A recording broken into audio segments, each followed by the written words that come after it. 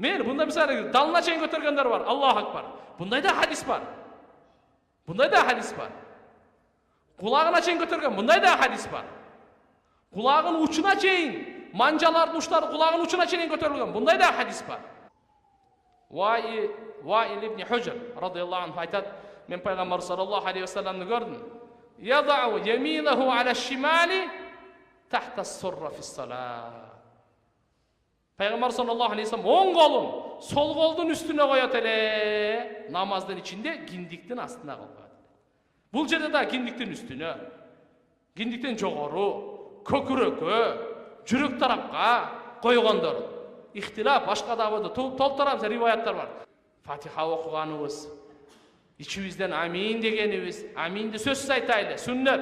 Албетте, үндү чыгарып айтабызбы, үндү ичибизден айтабызбы, алымдардын ортосунда, мазхабтардын ортосунда талаш бар. Ханафи мазхаб ичинде айткан жакшыраак десе, имам Шафиилер айтат, сыртында айткан жакшыраак дейт. Кандай болбосун, экөө тең жакшыраакта кичине талаш бар.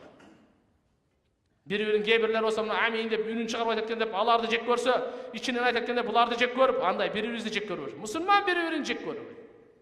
Жакшы менен жакшыраактын кимисин жек көрөсүз? Арамды жек көрөлү. Амин дегенибиз өзүбүздүн ичибизден айтканыбыз, сыртыбыздан дагы айткан башка мазхабтарда бар. Саудияда, башкаларда амин деп үнүн чыгарып эле айтат. Ал дагы мисалы катай эмес, пайгамбарыбыздын хадистери дагы бар. Анан ушу болбогон нерсени ортодогу мусулмандын негизги фарыз болгон мухаббаты, фарыз болгон бири-бирин урматы, фарыз болгон бири-бирин сыйына жаракат тийбеш керек. Эч качан бул мындайча айтканда тирешине кетпеш керек да. Алла субханаху ва таала кабыл кылсын. Ва ахиру дауна алхамдулиллахи rabbil alamin. Ассаламу алейкум ва рахматуллахи ва баракатух.